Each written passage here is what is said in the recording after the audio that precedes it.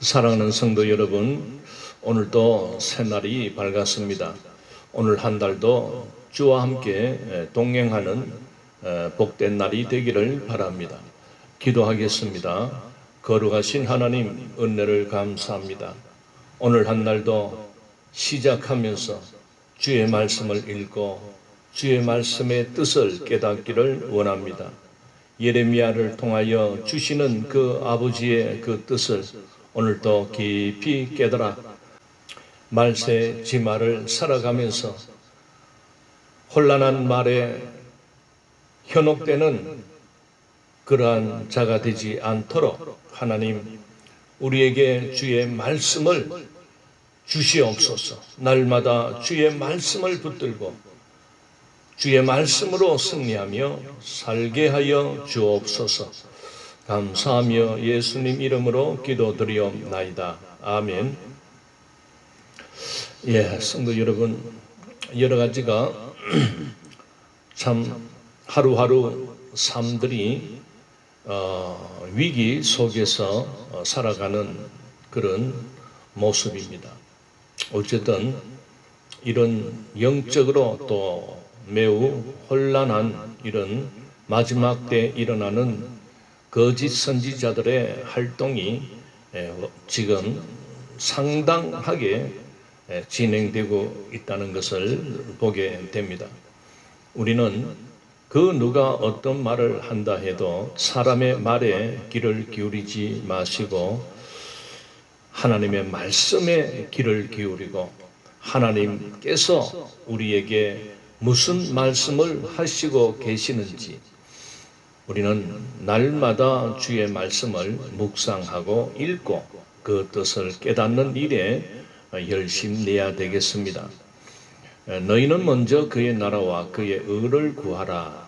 그리하면 이 모든 것을 더 하시리라.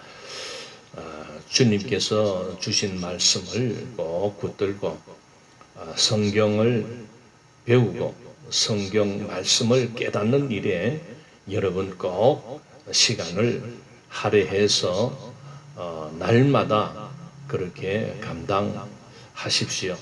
이 말씀이 우리를 지켜주고 이 하나님의 말씀이 우리를 영생으로 인도하실 것입니다.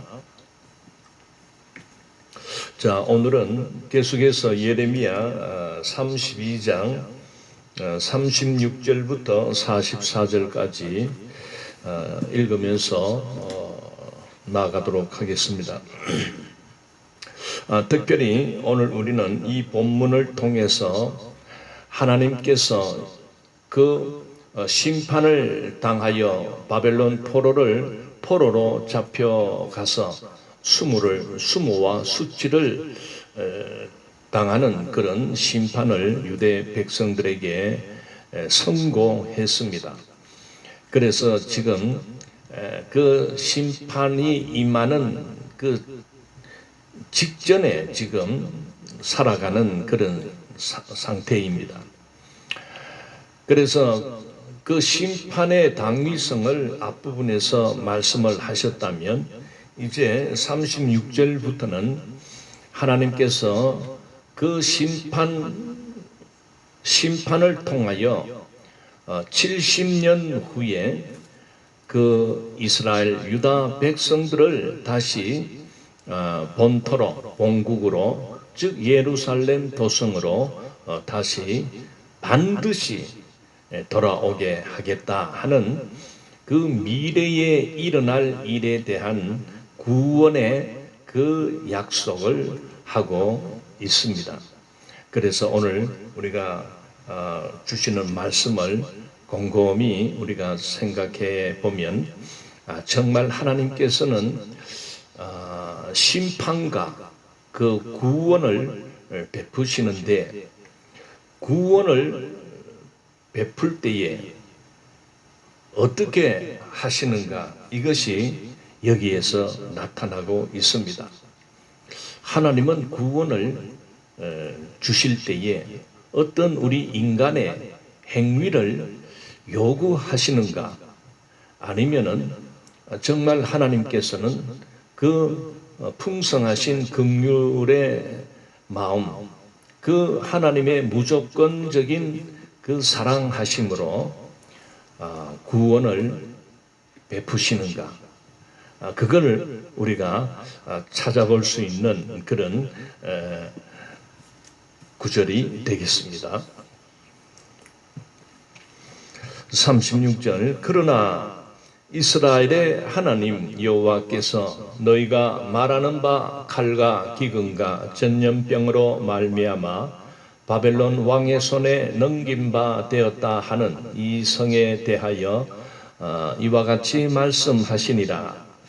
자, 36절에서 그러나라고 이렇게 접속사를 먼저 붙였는데 실제로는 그 원문에서는 그리고 이제 어떤 새로운 단락, 즉 새로운 것에 대한 말씀을 이렇게 전환하는 그런 부분입니다.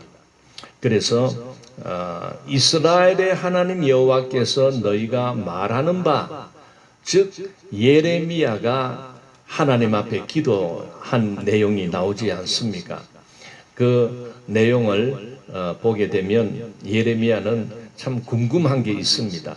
왜 이렇게 망하기 직전에 이제는 정말 예루살렘 성이 바벨론 군대에 의하여 이렇게 완전히 몰락하며 항폐하기, 그 하나님의 심판을 내리기 직전에 왜 땅을 사게 했을까? 물론 예레미야는 그 유다 백성들이 심판을 받고 바벨론 포로 생활을 70년 한 후에 하나님께서 다시 본국으로 돌이키겠다, 회복시키겠다 하는 것을 압니다. 그러나 거기에 대한 궁금증을, 정말 하나님의 그 깊은 뜻을 알기를 원했던 것입니다. 거기에 대하여 지금 하나님께서 그 문제를 말씀해 주고자 하는 것입니다. 너희가 말하는 바 칼과 기근과 전염병은 바로 그 심판의 도구들입니다. 칼은 무력을 나타냅니다. 기근은 이렇게 굶주림, 그리고 전염병, 역병, 이것은 그 전쟁이 일어나면 반드시 이것이 나타나게 됩니다. 자, 너희가 말하는 바 칼과 기근과 전염병으로 말미암아 바벨론 왕의 손에 넘긴 바 되었다 하는 이 성에 대하여 예레미야는 참 궁금하지요. 이제 이렇게 바벨론 군대에 의하여 칼과 기근과 전염병으로 하나님께서 바벨론 군대를 일으켜서 예루살렘 도성을 완전히 함락하고 예루살렘을 점령하며 몰락하게 할 것인데, 그런데 그 후에 나중에 하나님이 다시 돌아온다고 하니 그 미래에 일어날 일에 대해서 확실한 그 하나님의 그 뜻을 알고 싶었던 것입니다. 자, 37절, 보라 내가 노여움과 분함과 큰 분노로 그들을 쫓아보내었던 모든 지방에서 그들을 모아들여 이곳으로 돌아오게 하며 안전히 살게 할 것이라. 자, 37절에서 하나님이 이렇게 대비를 시키면서 분명하게 그 약속, 70년 후에 너희들이 돌아올 것이다 라는 그 확신을 심어주고 있습니다. 자, 먼저는 너희들이 하나님의 분노, 하나님의 노여움, 하나님의 그 분함을 일으켜서 그렇게 너희들은 그 낯선 땅, 즉 바벨론 나라의 포로로 끌려가게 되었다. 즉 이것을 쫓아 보내었다라고 표현을 합니다. 자, 너희들은 하나님 앞에서 하나님을 분노케 함으로 너희들은 그 쫓겨나게 되었다. 하나님의 심판은 반드시 원인과 근거를 하나님은 제시를 합니다. 이러한 죄를 너희들이 지었기 때문에 여기에 상응하는 보응을 받아야 된다는 것이 바로 언약을 맺은 당사자 사이에 일어나는 일입니다. 서로가 약속을 잘 지키면 참 평화의 시기가 오지만은 어느 한쪽이라도 약속을 깨뜨리게 되면 그 당사자는 하나님께서 아브라함과 그 햇불 언약을 맺을 때에 짐승을 둘로 딱 반으로 짜게 놓고 그 사이로 지나가게 합니다. 이게 햇불 언약입니다. 즉 하나님은 이 언약에 대하여 책임을 질 것이다. 너도 이 언약에 대하여 반드시 언약을 지켜야 된다. 그러나 살다 보니 사람이 먼저 하나님의 언약을 깨뜨려 버렸지 않습니까? 그래서 거기에 대한 책임을 묻는 것이 지금 하나님께서는 너희 민족은 이 예루살렘 도성을 완전히 멸망시키겠다. 그리고 너희 민족은 나라를 떠나라. 이 가나안을 예루살렘 도성에서 쫓겨내 보냈던 것입니다. 그게 바벨론 포로입니다. 그런데 이제 그 포로 생활이 지나면 하나님은 놀랍게도 그들을 모아들여 이곳으로 돌아오게 하여, 즉 이곳은 예루살렘 성입니다. 이 도성으로 너희들이 돌아오게 될 것이다. 그리고 안전하게 살게 될 것이다 하는 그 새로운 약속, 새 언약, 영원한 약속을 하게 됩니다. 해줍니다. 미래에 일어날 일을 지금 하나님께서 약속을 하고 있는 것입니다. 자, 여기 보면 쫓아낼 때는 어떤 죄의 근거를 들어서 쫓아냈지만은 다시 불러들일 때는 보면은 어떤 조건도 나타나지 않습니다. 놀랍지 않습니까? 우리가 부모들이 자식을 키울 때 보면은 그 자식들이 아주 말 안 듣고 막 그러면은 때리고 막 이렇게 혼을 내고 심할 때는 집에서 쫓아냅니다. 그러면은 쫓아낼 때는 하도 고집스럽고 말 안 듣고 해서 화가 나서 쫓아냈지만은 실제 아버지들은 다시 빨리 돌아와서 잘못했다고 해라, 빨리 오너라 하는 심정을 갖고 있습니다. 그런데 밤이 깊어가는데도 안 돌아오면요, 오히려 아버지나 부모가 더 걱정을 많이 합니다. 아이고 이놈이 이게 어디 가가지고 밥을 굶고 어디에서 지금 뭐 하는지 지금 막 걱정이 돼서 긴장이 됩니다. 잠이 안 옵니다. 똑같습니다. 무조건 돌아오기만 하라는 겁니다.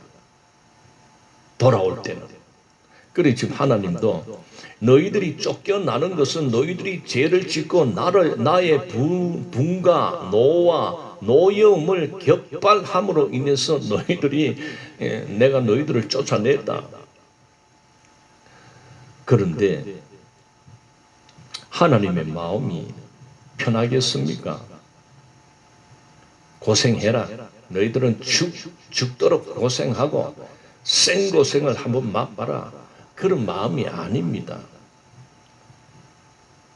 회개하고 다시 빨리 돌아올 것을 오히려 하나님이 더 기다리는 겁니다. 그리고 조건 없습니다. 돌아오는 거는 무조건 오기만 해라 이겁니다. 여러분, 오늘 이 시대에 하나님께서 우리의 구원을 위하여 공부를 1등을 한 사람들만 구원시키고 얼굴 잘생기고 미스터 코리아에 나가서 3등 안에 든 사람만 구원시키고 재산이 한 10억 정도 있는 사람만 구원시키고 저 서울대학만 나온 사람만 구원시킨다면요, 저부터 거리가 멉니다. 그런데 하나님은 그런 조건 내걸지 않지 않습니까? 하나님은 무조건 누구든지 하나님이 새 언약으로 세우신 예수 그리스도를 믿기만 해라. 그 믿기만 하면 하나님께서 즉각적인 구원을 행사하십니다.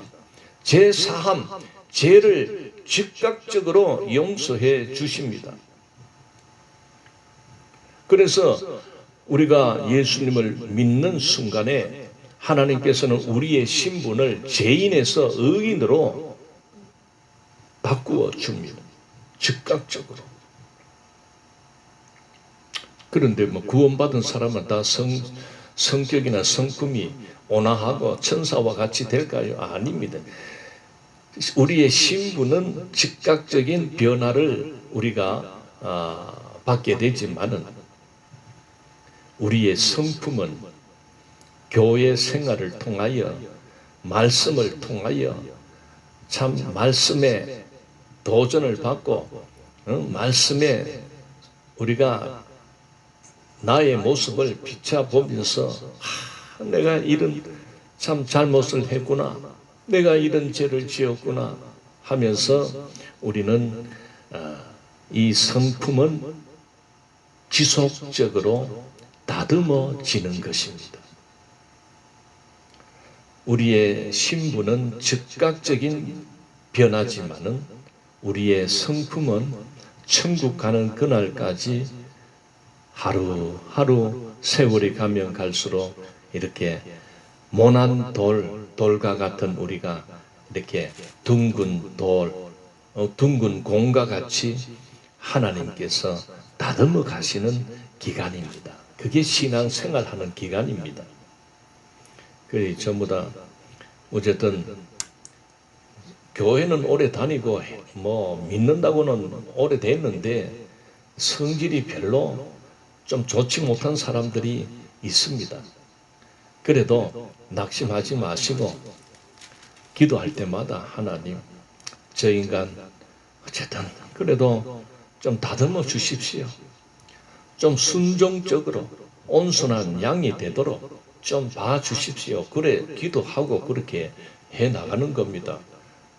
그렇다고 성질이 좀 더럽다고 너는 나가라 교회 필요 없다 그렇게 하면 안 됩니다. 성질 좋은 사람 세상에 몇 명 있겠어요. 거의 다 성질 다 더럽습니다. 저도 다듬어져서 이 정도로 이렇게 넥타이 매고 좀 남들이 볼 때는 목사답다 그렇게 말들은 하긴 하지만 부끄러워 죽겠어요. 성질 날 때는 또 고약한 성질이 또 올라올 때가 있다니까요. 그래서 기도할 때마다 아이고 주여 아직도 이 성질이 잘 변하지 않습니다. 불쌍히 여겨달라고 그래 기도합니다. 자 38절 그들은 내 백성이 되겠고 나는 그들의 하나님이 될 것이며. 자, 이 표현은 원문에는 이렇게 나타나고 있습니다. 그리고 그들이 내게 백성으로 있었다. 그리고 내가 그들에게 하나님으로 있을 것이다. 즉 그들, 그러니까 이스라엘 백성들, 유다 백성들이 과거에는 하나님의 백성으로 있었다, 그 말입니다. 그러나 지금 현재는 죄를 짓고 하나님 앞에 가증스러운 일을 행함으로 인해서 하나님의 분을 격발함으로 인하여 심판을 자초해서 이제 심판 속으로 들어가는 일보 직전에 있는 겁니다. 심판을 받아야 되는 겁니다. 그러나 하나님은 미래에는 너희들이 심판을 당하고 그 당한 후에 너희들이 미래의 어느 날 다시 본토로 돌아오는 그때에 내가 너희의 하나님이 될 것이다, 그런 말씀입니다. 이런 표현이 몇 군데 있습니다. 예레미야 30장 22절, 또 31장 1절과 33절에 똑같은 말씀이 반복되고 있습니다. 39절, 내가 그들에게 한 마음과 한 길을 주어 자기들과 자기 후손의 복을 위하여 항상 나를 경외하게 하고. 자, 너희들이 이제 심판을 70년 포로 생활을 마친 후에 돌아와서 이 예루살렘으로 다시 돌아오게 되면 내가 너희의 하나님이 될 것이고 또 너희는 하나님의 백성이 될 것이다. 그래서 하나님이 너희에게 한 마음과 한 길을 줄 것이다. 이게 바로 우리가 예레미야 31장 33절의 새 언약이지요. 지금 새 언약을 주겠다. 그런데 이 새 언약은 어디 돌에 새겨서 어떤 그 비문에 새긴 글로 단어로 표현된 어떤 그런 법을 주는 것이 아니다. 이제 새롭게 너희들과 내가 언약을 할 건데 그 언약은 내가 너희들의 마음에 새길 것이다, 이렇게 말씀을 해주고 있습니다. 그리고 오늘 여기에서는 너희들에게 한 마음과 한 길을 줄 것이다. 이제는 분산되고 하나님도 섬겼다가 우상도 섬겼다가 너희들의 마음이 너희들이 좋아하는 대로 길길이 갈라지고 조석지변으로 마음이 변덕스럽게 변하고 그랬던 너희들에게 이제는 내가 주는 그 새 언약은 너희 마음에 심어질 것이다. 너희 마음에 심겠다고 말씀을 합니다. 그러니 너희들의 마음이 이제 흔들리지 않고 이제 너희들은 한 길을 향하여 가게 될 것이다. 바로 그 한 길은 무슨 길입니까? 오직 전능하신 여호와 하나님의 나라를 사모하며 그 영원한 천국 영생 복락을 위하여 너희들은 나아가게 될 것이다. 그리고 자기들과 자기 후손의 복을 위하여 항상 나를 경외하게 하고. 새 언약 가운데서 너희들이 살아갈 때는 이제 너희 마음속에 법이 있기 때문에 그 너희 마음속에 있는 새 언약이 너희를 다스려 갈 것이다. 너희 속에 있는 새 영이, 즉 성령께서 너희들을 이렇게 인도하게 할 것이다. 그리고 너희들을 가르치고 너희를 깨닫게 하고 너희들을 지키고 너희를 안전케 할 것이다.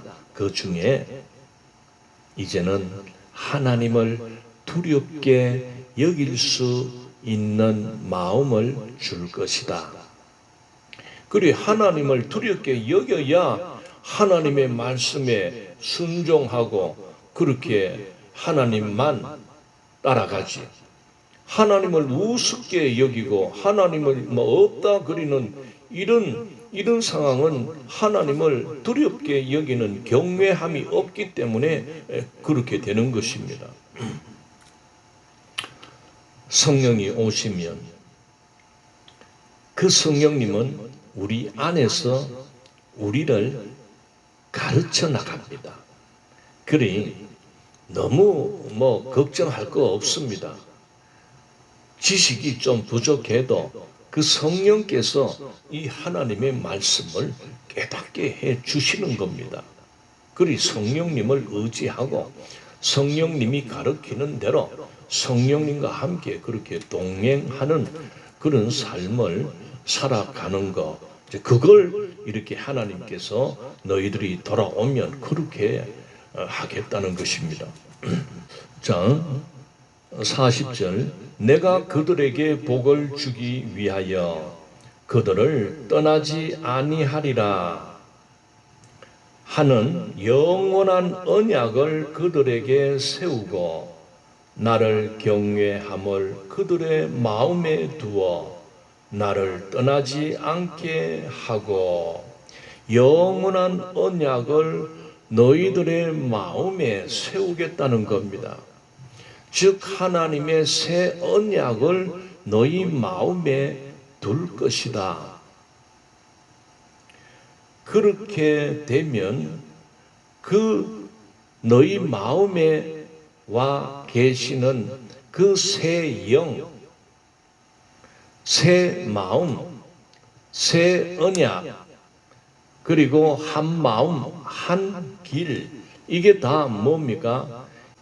새 언약 가운데서 이제 너희 마음을 다스리고 너희 길을 인도하고 너희 마음 속에서 하나님을 경외케 하는 그 새 영, 즉 성령께서 너희를 그렇게 항상 너희를 떠나지 않고 너희와 함께 살 것이다. 그런 말씀을 주고 있습니다. 예수님께서 제자들에게 나는 이제 떠난다. 아버지 집으로 갈 것이다. 그러니까 제자들이 걱정을 합니다. 주여 어디로 가십니까? 그럴 때에 예수님이 그들에게 뭐라고 당부를 합니까? 성령을 받아라. 성령을 받아야 된다. 그렇게 말씀을 했습니다. 그 예수님께서 십자가에 못 박혀 죽으시고 3일 만에 부활하신 후에 제자들을 만났습니다. 제자들이 깜짝 놀라지요. 그때 예수님이 성령을 받으라 라고 또 말씀을 하십니다. 성령 받기 전에 그 제자들은 겉으로는 정말 어쨌든 예수님을 잘 따라다니고 참 그렇게 잘 믿는 것처럼 보였지만은 예수님이 완전히 그 십자가에 달려 비참하게 정말 초라하게 죽어가는 그런 모습을 볼 때에 이 제자들은요, 요한 빼고 다 도망을 갔습니다. 숨어버렸습니다. 자기들도 붙들려 죽지 않겠나 싶어서. 그래서 예수님이 부활 전이나 부활하신 후에 강조하신 것이 성령을 받으라는 것입니다. 그럴 때에 오순절날 정말 제자들이 그 마가 다락방에 모여서 합심하여 모여서 기도할 때에 오순절 날에 성령이 그들에게 임했다고 했습니다. 그 이후에 그들의 태도는 완전히 바뀌었습니다. 이제는 겁을 내고 숨어 다니는 그런 자들이 아니었습니다. 당당하게 사람들 앞에 서서 예수 그리스도, 너희가 죽인 예수 그리스도는 바로 다시 살아나셨느니라, 그 부활의 사건을 강력하게 선포하며 전했던 것입니다. 주 예수를 믿으라, 그리하면 너와 내 집이 구원을 얻으리라. 강력하게 예수 복음을 전파하게 됐던 겁니다. 완전히 성령 받기 전과 성령 받은 후에 그들의 모습은 완전히 변했습니다. 오늘도 지금 하나님께서는 너희들이 이제 다시 돌아와서 하나님과 새 언약 관계를 맺고 나아갈 때 내가 너희 마음에 새 영을 부어 주겠다라는 말씀을 하고 있습니다. 요엘서 2장 28절을 보겠습니다. 그 후에 내가 내 영을 만민에게 부어 주리니 너희 자녀들이 장래 일을 말할 것이며 너희 늙은이는 꿈을 꾸며 너희 젊은이는 이상을 볼 것이며 했습니다. 그 후는 언제입니까? 바로 바벨론 포로 기간이 끝나고 너희들이 다시 돌아오는, 회복될 때는 하나님께서 내 영, 하나님의 영, 성령을 만민에게 부어 주겠다고 언급하고 있지 않습니까? 바로 오늘 이 예레미야, 오늘 우리가 읽은 이 40절에서 바로 그 말입니다. 영원한 한 언약을 그들에게 세우고 나를 경외함을 그들의 마음에 두어 나를 떠나지 않게 하겠다. 요엘 선지자가 선포한 그 영, 내가 만민에게 내 영을 부어 주겠다 하는 말씀입니다. 그래서 다시는 이제 너희들이, 백성들이 하나님을 떠나는, 그래서 또 하나님이 심판하는 그런 일들이 없도록 새 영이 너희들을 지키고 너희들을 도울 것이다 하는 말씀을 지금 주고 있습니다. 41절, 내가 기쁨으로 그들에게 복을 주되 분명히 나의 마음과 정성을 다하여 그들을 이 땅에 심으리라. 자, 하나님 자신께서 다시 회복되는 그때는 내가 이 약속 새 언약에 따라 너희들을 정말 내가 이 땅에 마음과 정성을 다하여 이제 심겠다. 뿌리가 내리도록, 다시는 뽑히지 않도록, 다시는 해파되지 않도록 내가 정성을 다하여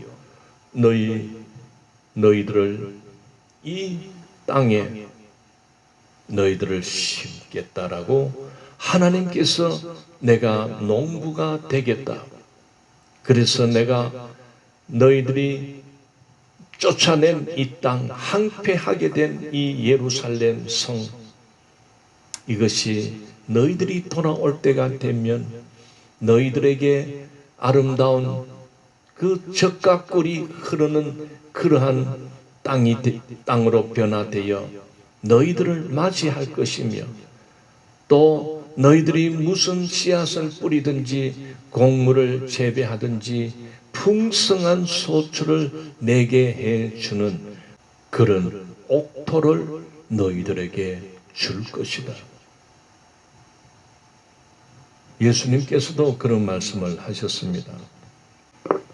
요한복음 15장 1절, 나는 참 포도나무요 내 아버지는 농부라. 무릇 내게 붙어 있어 열매를 맺지 아니하는 가지는 아버지께서 그것을 제거해 버리시고 무릇 열매를 맺는 가지는 더 열매를 맺게 하려 하여 그것을 깨끗하게 하시느니라. 예수님은 자신은 포도나무요, 그리고 하나님 아버지는 농부이시라. 그리고 너희들은 가지다. 그렇게 말씀을 하고 계십니다. 바로 새 언약 가운데서 살아갈 때는 이제 너희들은 그 새 언약에 붙어 있으면 너희들은 그 새 언약을 통하여 주시는 생명력을 공급받게 될 것이다. 그래서 포도나무에 붙어 있는 가지는 그 열매를 맺게 될 것이다. 풍성한 열매를 맺게 될 것이다. 그러나 가지가 떨어지게 되면 열매를 맺을 수가 없다. 그리 새 언약 대신 예수 그리스도에게 너희들이 붙어 살면 그 새 언약 되시는 예수님으로 인하여 또 하나님께서 보내주신 새 영 성령을 통하여 너희들은 날마다 하나님이 주시는, 즉 포도나무로부터 너희들은 모든 것을 공급받게 될 것이다. 하나님은 농부이시기 때문에 가지치기를 하고 열매 맺지 못하는 가지들은 제거할 것이다. 그리고 더욱 열매가 풍성하게 달리도록 솎아내는 일도 하나님은 하실 것이다. 그렇게 말씀을 주고 있습니다. 자, 42절. 여호와께서 이와 같이 말씀하시니라. 내가 이 백성에게 이 큰 재앙을 내린 것 같이 허락한 모든 복을 그들에게 내리리라. 자, 너희가 범죄하고 죄를 짓고 언약을 파기할 때는 그 파기한 책임을 물어서 상응한 보응을 보응을 하나님이 내렸다. 그 재앙을 내린 것처럼. 그러나 너희들이 새 언약 속에 들어와서 그 새 언약 되시는 하나님이 주시는 그 새 영을 너희들이 의지하고 그 성령과 함께 살아간다면, 너희들은 예수님에게 붙어있는 가지로 살아간다면 하나님께서 허락한 모든 복을 너희들은 받을 것이다. 43절. 너희가 말하기를 항폐하여 사람이나 짐승이 없으며 갈대아인의 손에 넘긴 바 되었다 하는 이 땅에서 사람들이 밭을 사되. 자, 너희들이 말하기를 항폐돼서 이 예루살렘 도성이 항폐되고 그 유다 백성들이 살았던 모든 성읍들이 이렇게 항폐되어 사람도 살지 못하고 짐승도 살지 못하는 이런 항폐한 황무한 땅이 너희들이 회복되고 돌아올 때는 그 땅이 박토가 변하여 옥토가 될 것이다. 그래서 너희들은 돌아올 때는 이 옥토를 개간하고 그리고 땅을 매매하며 왕성한 경제 활동을 하게 될 것이다. 농사를 짓고 그리고 목축업을 하는 자들은 소와 양과 염소를 기르며 그 새끼들이 점점 수가 불어날 것이며 너희들의 삶이 점점 윤택해지고 풍요롭게 될 것이다. 이 지금 하나님께서 돌아오게 되면 그 새 언약 가운데서 누릴 수 있는 그 복들을 지금 말씀하고 있습니다. 44절 베냐민 땅과 예루살렘 사방과 유다 성읍들과 산지의 성읍들과 저지대의 성읍들과 네겝의 성읍들에 있는 밭을 은으로 사고 증서를 기록하여 봉인하고 증인을 세우리니 이는 내가 그들의 포로를 돌아오게 함이니라. 여호와의 말씀이니라. 자, 하나님은 36절부터 44절까지 돌아오고 회개하고 돌아오는 그 자들에게 하나님은 영원한 그 약속하고 있습니다. 44절은 바로 유대 사람들이 살았던 그 모든 성읍과 땅, 동서남북 그 전 지역을 하나님께서 회복시키겠다. 그래서 너희들이 살던 곳으로 돌아와서 이제 새 언약으로 너희들은 성령의 이끌림을 받으며 너희들은 새 하늘과 새 땅에서 새롭게 시작할 것이다.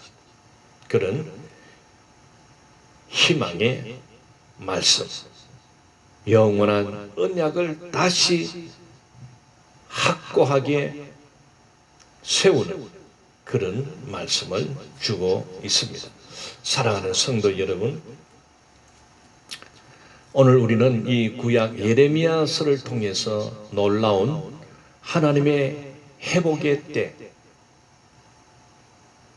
심판 후에 새롭게 세워질 하나님의 왕국, 하나님이 다스리는 그 새로운 왕국에 대하여 기록해 주고 있습니다. 오늘 우리들은 정말 이 마지막 때를 살아가고 있습니다.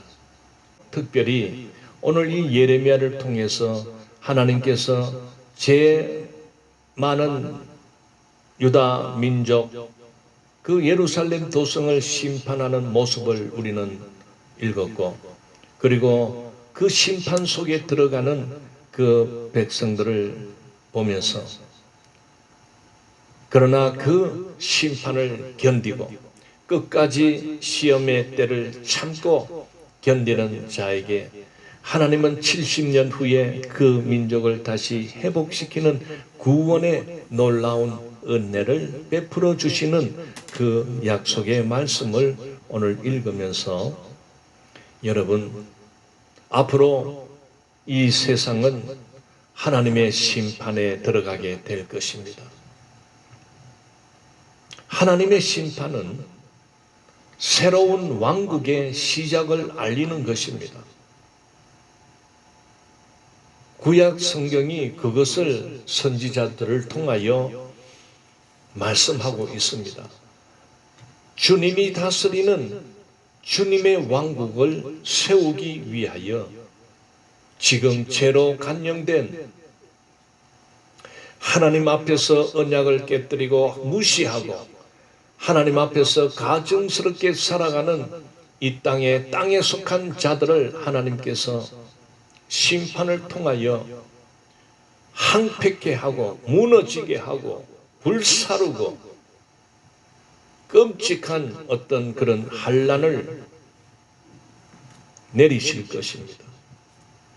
물론 우리가 그것을 생각할 때 두렵고 겁이 나고 해서 그 환난을 피할 수 있는 길이 없을까?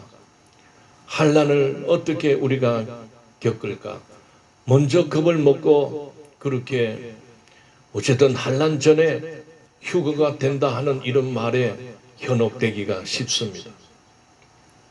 그러나 분명히 우리 주님께서도 말씀하시는 것은 너희가 이 세상에서 환난을 당하나 했습니다. 요한복음 16장 33절에 이것을 너희에게 이르는 것은 너희로 내 안에서 평안을 누리게 하려 함이라. 세상에서는 너희가 환난을 당하나 담대하라. 내가 세상을 이기었노라. 계시록의 말씀을 읽게 되면은 두렵습니다. 닥쳐올 환난을 어떻게 우리가 살까? 그러나 우리 주님은 오늘 우리들에게 담대하라. 주님께서 세상을 이기셨다고 했습니다. 그리고 그 환난 속에 시험의 때에는 우리를 지켜주신다고 했습니다. 그리고 오늘 우리는 예수 그리스도 안에서 성령을 받은 자들입니다. 우리 안에는 성령이 거하십니다. 성령과 함께 우리는 하루하루를 살아갑니다. 환난이 닥치고 여러 가지 시험이 올 때에 두려워하며 도망갈 생각만 하며 그렇게 살면 안 됩니다. 우리는 정말 주님이 오시는 그 재림의 때를 손꼽아 기다리며 지혜로운 슬기로운 5 처녀와 같이 기름 등불 준비하며 기다려야 되겠습니다. 모두가 각자의 자리에서 각자의 위치에서 이탈하지 마시고 주님 오시는 그날까지 우리가 주님을 맞이하기 위하여 휴거를 하는 그 순간까지 우리는 우리에게 맡겨준 일들을 묵묵히 감당하며 내 안에 계시는 성령님께 우리는 도움을 청하며 성령께서 우리를 지켜주실 줄 믿고 그렇게 환난을 우리는 이겨내는 것입니다. 우리 주님 반드시 재림주로 오실 것입니다. 땅에 속한 자들에게는 주님이 오시는 그날은 심판의 날입니다. 그러나 하늘에 속한 오늘 예수를 믿고 성령 받아 제사함 받아 살아가는 하늘에 속한 하늘의 백성된 저와 우리 모두는 주님을 우리는 맞이하는 신랑으로 맞이하는 신부의 그 순결한 신부의 모습을 가져야 됩니다. 그래서 어쨌든 날마다 우리는 우리 안에 와 계시는 성령님과 함께 살아가야 되겠습니다. 그리고 성령님의 말씀에 귀를 기울이며 살아가야 되겠습니다. 기도하겠습니다.